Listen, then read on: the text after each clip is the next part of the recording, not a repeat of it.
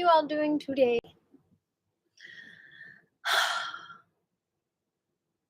How are the holidays treating you? How do you feel? I think I'm going to back it up a little bit.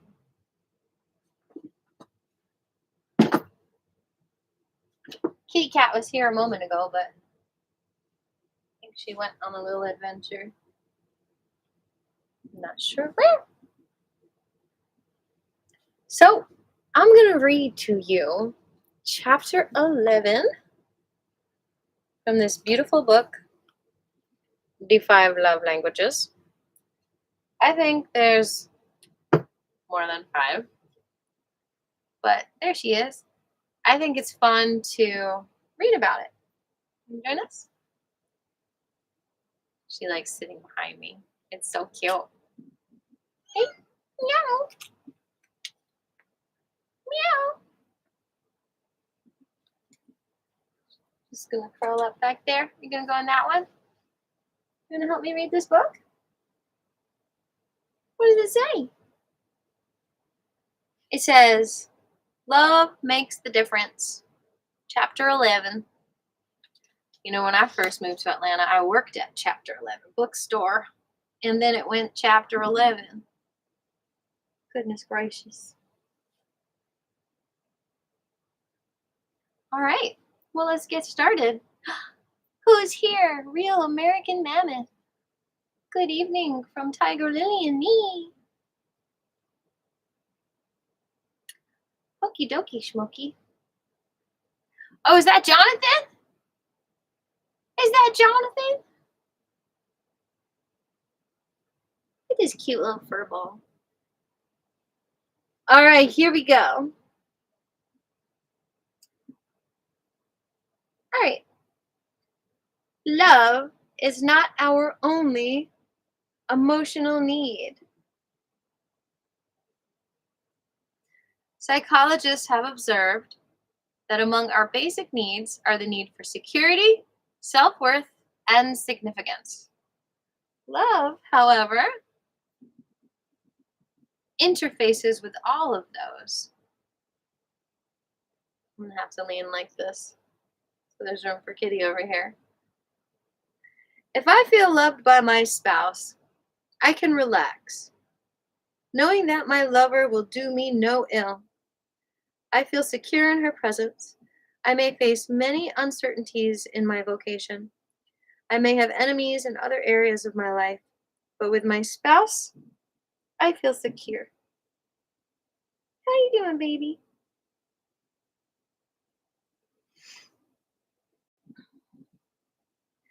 My sense of self-worth is fed by the fact that my spouse loves me.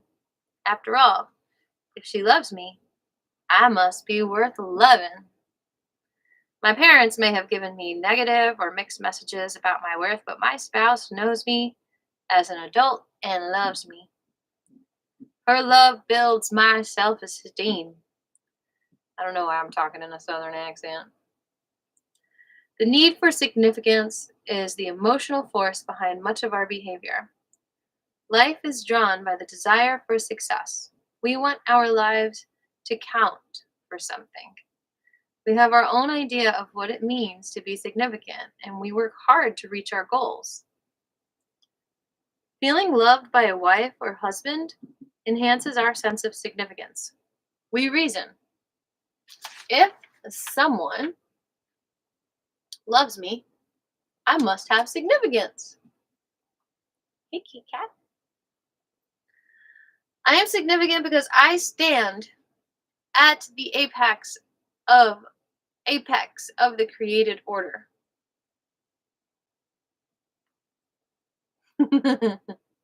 I'm from New York, though.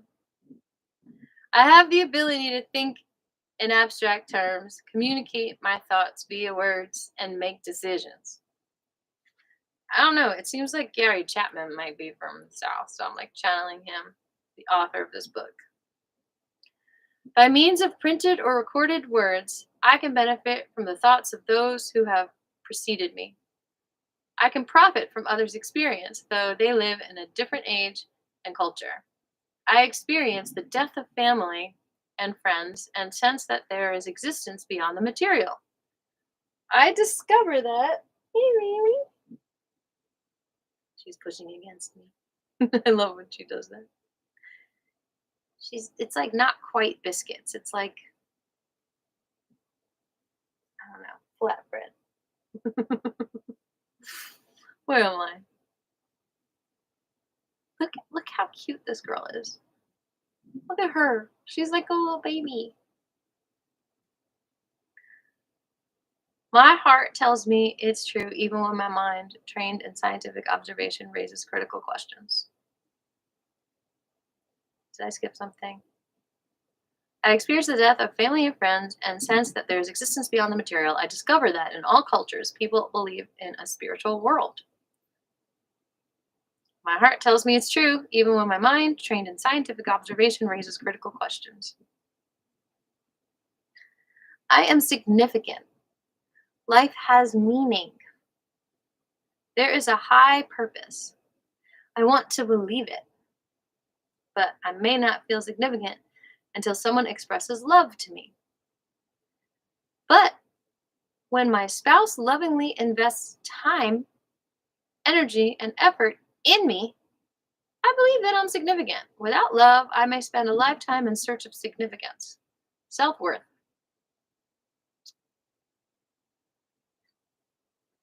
and security. Hey, cutie pie. She's a sleepy girl.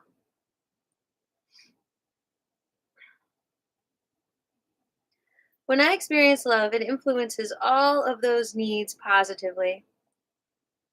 I am more secure, positively. I am now freed to develop my potential.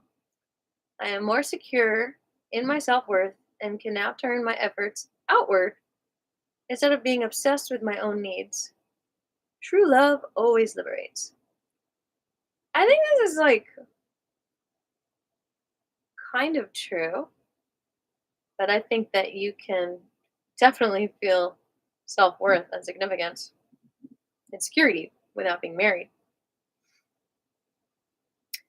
In the context of marriage, if we do not feel loved, our differences are magnified. We come to view each other as a threat to our happiness. We fight for self worth and significance, and marriage becomes a battlefield rather than a haven. Yeah, that's not good. You got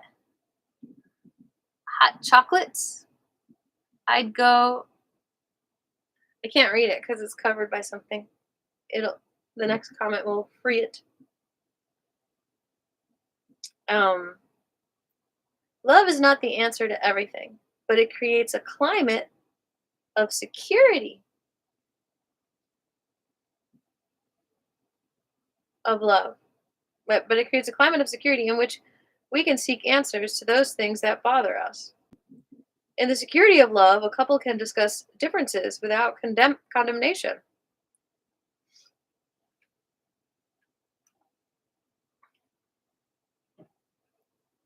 Don't fall. Balance this. Oh, that feels good. Putting my feet up. Telling you, y'all, I drove for at least 5 hours today, going to and from my gig.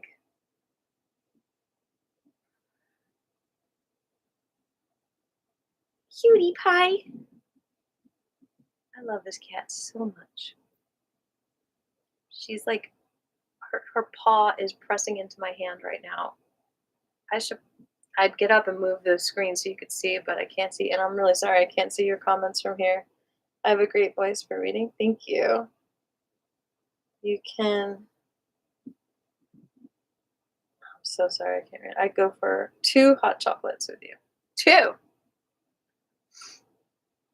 Love is not the answer to everything, but it creates a climate of security in which we can seek answers to those things that bother us. In the security of love, a couple can discuss differences without condemnation. Conflicts can be resolved. Two people who are different can learn to live together in harmony. We discover how to bring out the best in each other. Those are the rewards of love. See her meditating right here? This little cat is a yogi. We're like roommates is the name of the next section. The decision to love your spouse holds tremendous potential. Learning their primary love language makes that potential a reality. At least it did for John and Susan.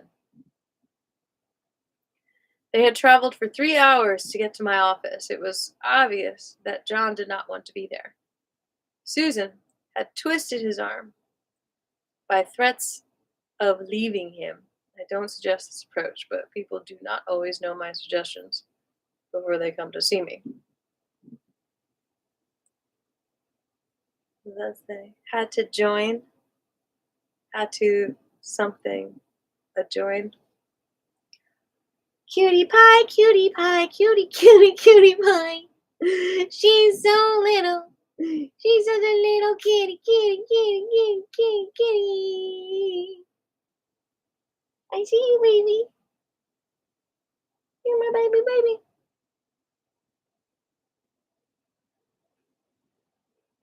She's so meditative. She's so still.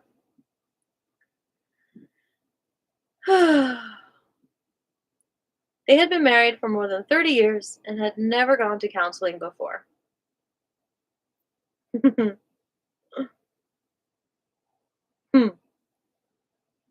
Susan began the conversation. Dr. Chapman, I want you to know 2 things up front. First of all, we don't have any money problems. I was reading in a magazine that money's the biggest problem in marriage. That's not true for us. We both have worked through the years.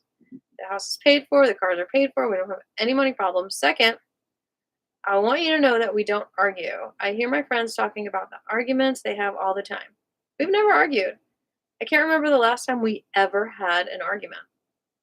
Both of us agree that arguing is fruitless, so we don't argue. As a counselor, I appreciated Susan's clearing the path. I knew that she was going to get right to the point. Had to be a John? Huh? A John? Had to be a John? You have a... I don't understand what you're saying. I don't think you do either. Look at the kitty. Look at the kitty. Look at the kitty. Kitty, kitty, kitty. I love my baby. I love Tiger Lily so much. You're a sleepy kitty. All right. Where are we? I was going to suggest you come to my left. Over here. Oh, or the other pillow. And then I can lean back. And then you can go to sleep. You look very, very sleepy, baby. Sorry, she gets my attention. She's right here. So where was I? She continued. The problem is that I just don't feel any love coming from my husband. Life is a routine for us. We get up in the morning and go off to work. In the afternoon, he does his thing and I do my thing. We generally have dinner together, but we don't talk. He watches TV while we eat. After dinner, he putters in the basement and then sleeps in front of the TV until I tell him it's time to go to bed. That sounds boring. That's our schedule 5 days a week. On Saturday, he plays golf in the morning, works in the yard in the afternoon, and we go out to dinner with another couple on Saturday night. He talks to them, but when we get into the car to go home, the conversation is over. Oh my God. Oh, the character in the book, his name is John. John and Susan.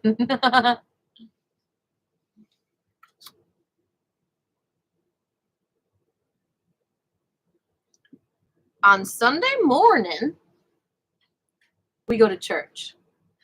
And so on.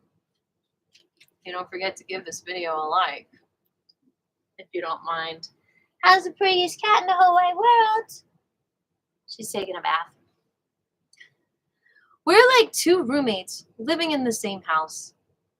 There's nothing going on between us. I don't feel any love coming from him. There's no warmth. There's no emotions. It's empty.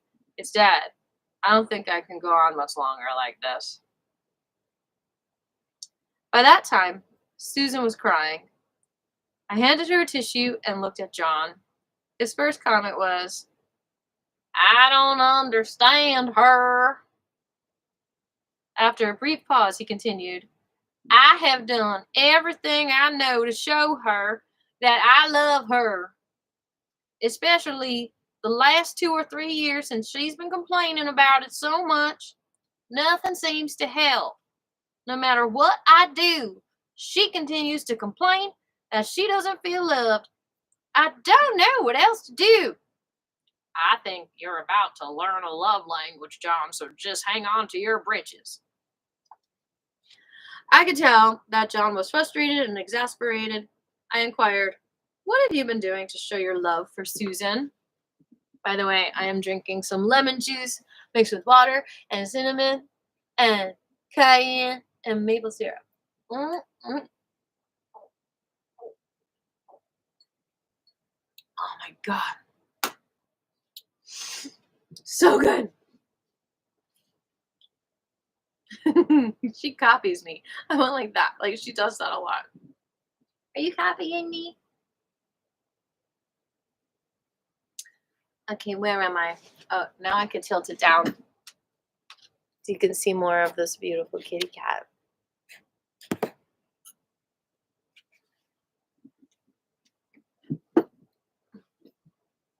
Are you primping for the camera? All right, where are we?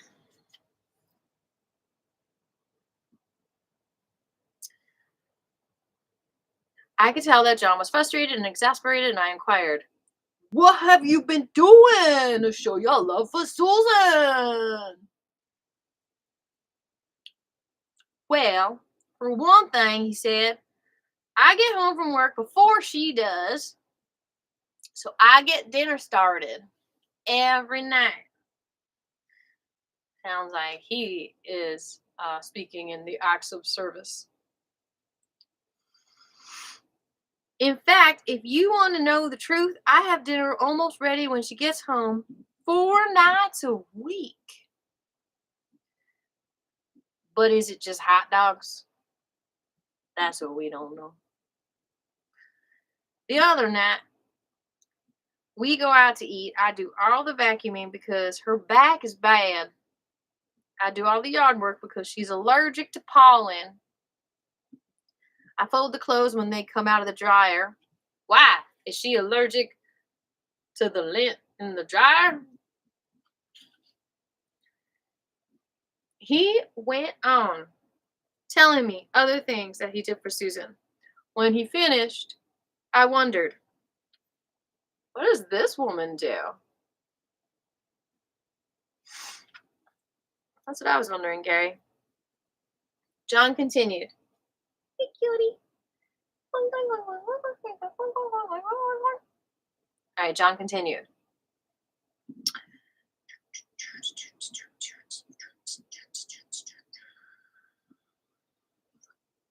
"I do all those things to show her that I love her.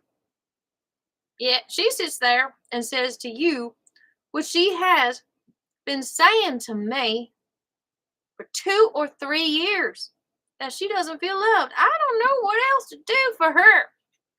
Maybe you need to rub her back in her feet." What do you think, Key Cat? What does John need to do for Susan? Hmm? Yeah. She's saying she just wants to take a little nap. So she doesn't really have an opinion. When I turned back to Susan, she said, "Dr. Chapman, all of those things are fine, But I want him to sit and talk to me.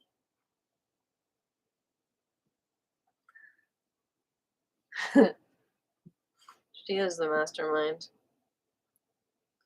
We don't ever talk. He's always doing something. Like dinner and laundry and vacuuming and yard work. I want him to sit on the couch with me and give me some time. Look at me. Talk to me about us, about our lives, and her fantasies. Susan was crying again. It was obvious to me that her primary love, you agree with me, huh? That her primary love language was quality time. She was crying for attention. She wanted to be treated as a person, not an object. John's busyness did not meet her emotional need. As I talked further with John, I discovered that he didn't feel loved either. But he wasn't talking about it. He reasoned, if you have to be married for 35 years and your bills are paid and you don't argue, what more can you hope for? A back row. That's where he was. But when I said to him, what would be an ideal wife to you? If you could have a perfect wife, what would she be like? He looked me in the eyes for the first time and asked, do you really want to know? Yes, I said. He sat up on the couch and folded his arms across his chest. A smile broke on his face. And he said, I've dreamed about this. A perfect wife would be a wife who would come home in the afternoon and fix dinner for me. I would be working in the yard, and she would call me in to eat. After dinner, she would wash the dishes. I would probably help her some, but she would take the responsibility. She would sew the buttons on my shirt when they fall off. Susan could contain herself no longer. She turned to him and said, I'm not believing you. You told me that you like to cook.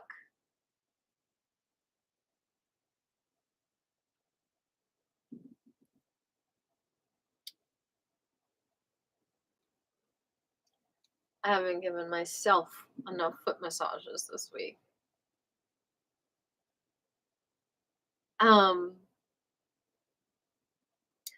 I don't mind cooking, John responded, but the man asked me what would be ideal. The man.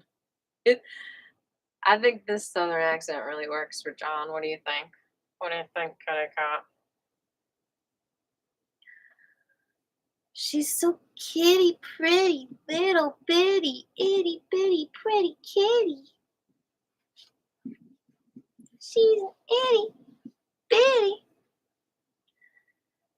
pretty kitty.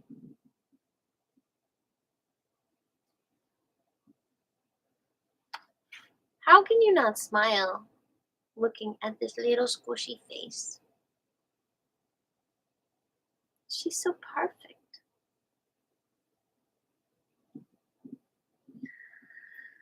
Okay. Where am I? I knew John's primary love language without another word. Acts of service.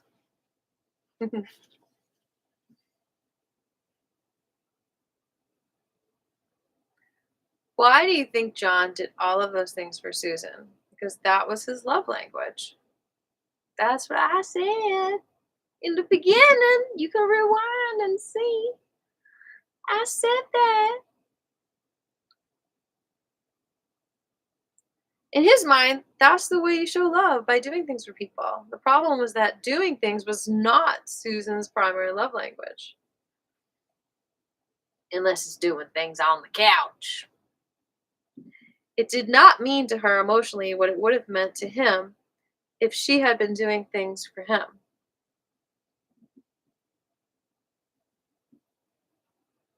When John realized what his wife really needed, the first thing he said was, "Why didn't somebody tell me this 30 years ago? I could have been talking to her every night instead of doing all this stuff."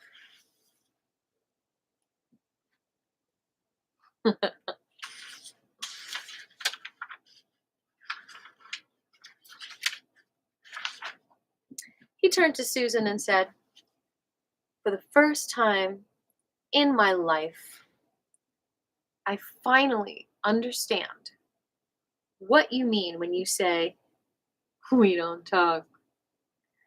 I could never understand that. I thought we did talk. I always ask, 'Did you sleep well?' I thought we were talking, but now I understand you want to sit together and look at each other and talk. Now I understand what you mean, and now I know why it's so important to you. It is your emotional love language. And we'll start tonight. I'll give you 15 minutes every night." Oh, he's got to time it. That's so lame. "For the rest of my life. You can count on that." Doing, doing, doing, doing, doing, doing, doing, doing, doing, doing, doing, doing, doing, whammy. Susan turned to John and said, "That would be wonderful. And I don't mind fixing dinner for you. It will have to be later than usual because I get off work later than you. But I don't mind fixing dinner. And I would love to sew your buttons on." "That's so cute." "You never left them off long enough for me to get them. I'll wash dishes the rest of my life if it'll make you feel loved." That is pretty nice of her. Susan and John went home and started loving each other in the right love languages, not the wrong ones. In less than 2 months, they were on a second honeymoon. Aw. After a trip to the Bahamas, I miss you like I miss the Bahamas. Ocean waves to the shore, feel the breeze. Ah.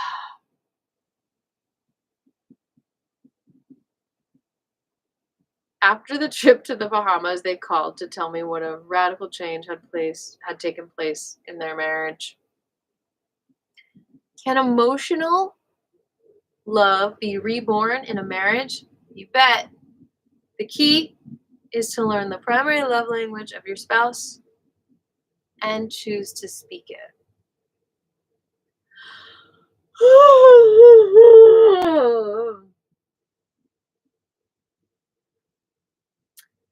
What does your spouse do to make you feel more significant?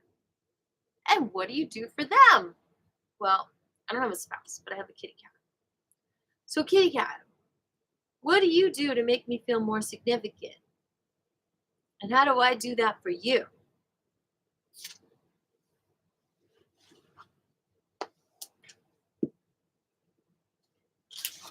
Hmm.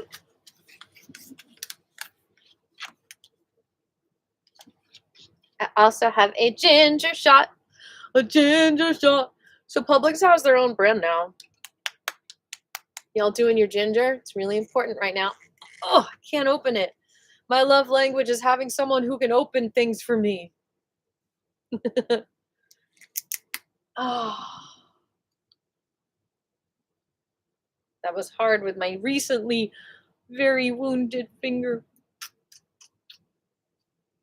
What do you think of ginger? Not your thing? It's really cute. She's really into coconut.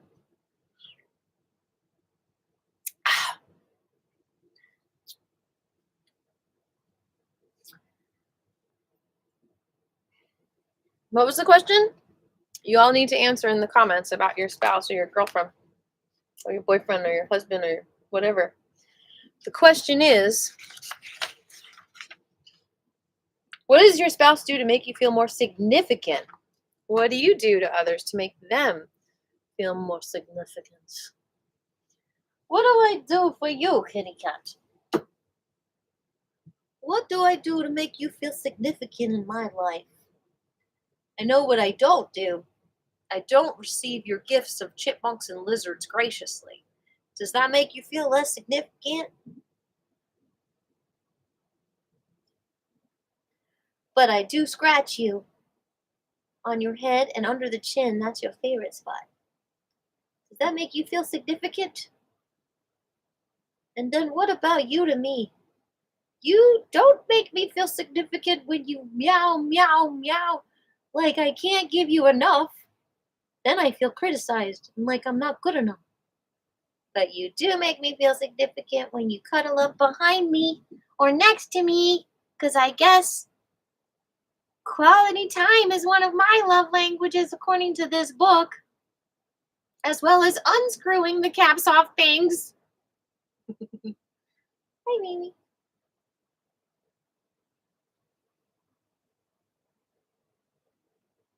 That's how we hold hands. Little love bite.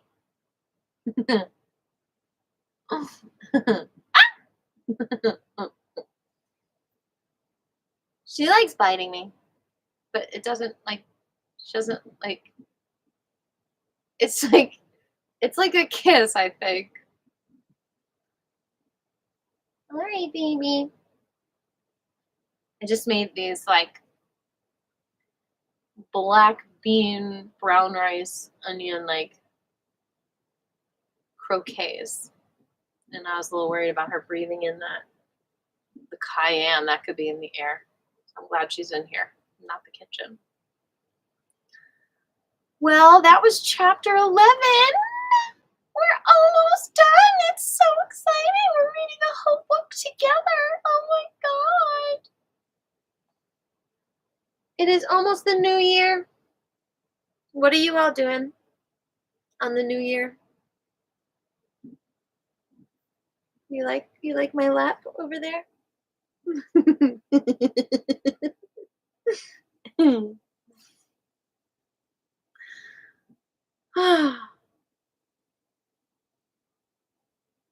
Pickle jars are easier than like ginger shots or what was it? I had a hard time opening. Yeah, actually it wasn't a pickle jar. It was like a pickled vegetable jar. I had a hard time getting that jar ajar. Why is the word ajar? A jar. When it also is a jar that has a lid. Look at that little tail going up and down. No, I don't want to move. This kitty cat's on my lap, and this is actually kind of a rare occurrence. But I think she's so happy because she had a fun day chasing squirrels and lizards and whatever else was out there. She survived. She's a survivor. I love my kitty cat.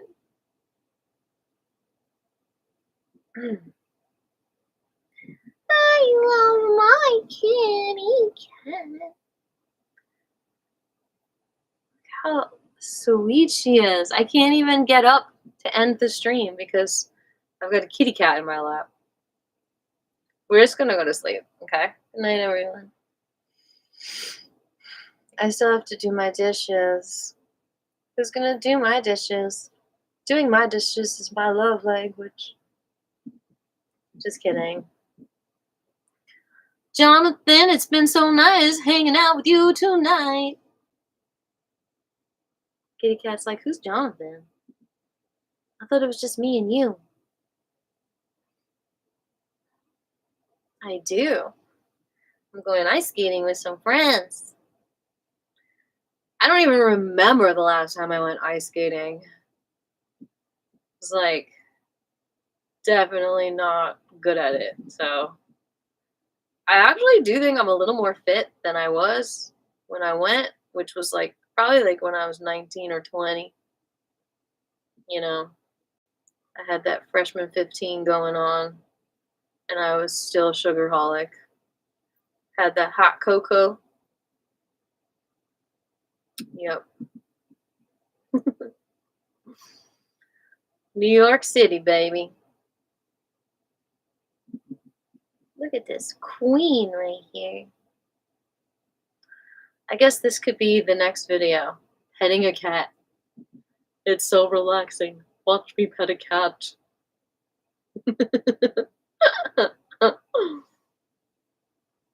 What are you doing tomorrow?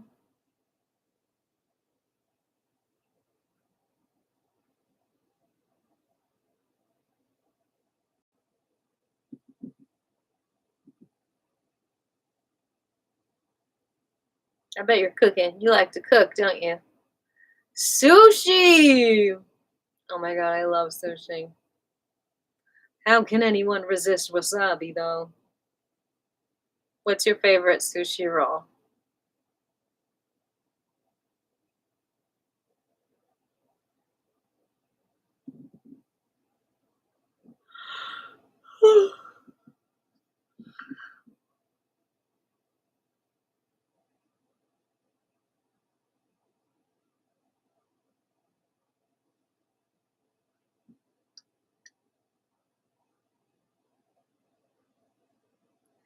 You're so pretty, baby, and you're so soft.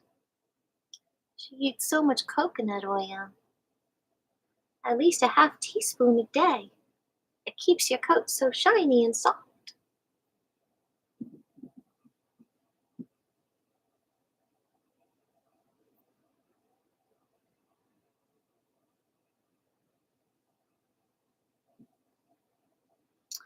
Yeah, it was just something I was never good at.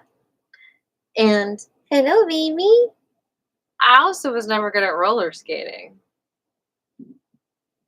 I mean, I guess maybe I never had a teacher. And I guess it just takes practice. But I don't know, it's just like not my thing. I'd rather ride a bicycle. Tuna or salmon. Yeah, it is so good. Sushi.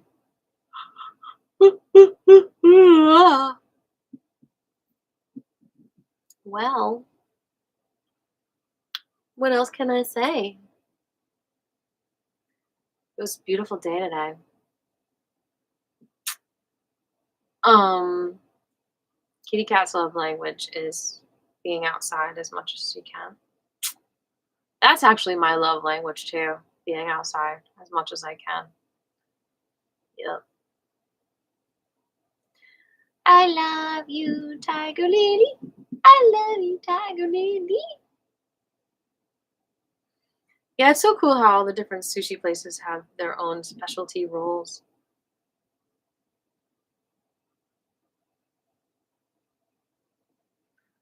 Yep.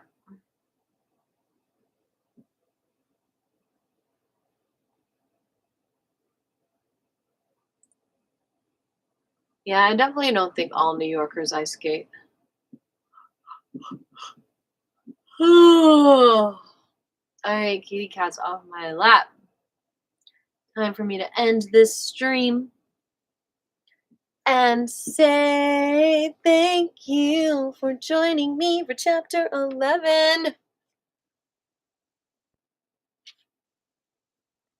Is this the thumbnail, kitty cat?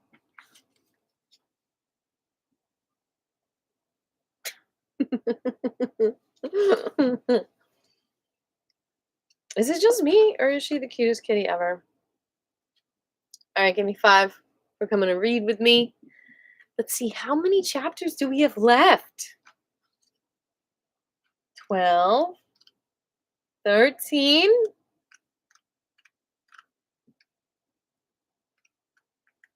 And then I think it's just 13 chapters. 2 more chapters.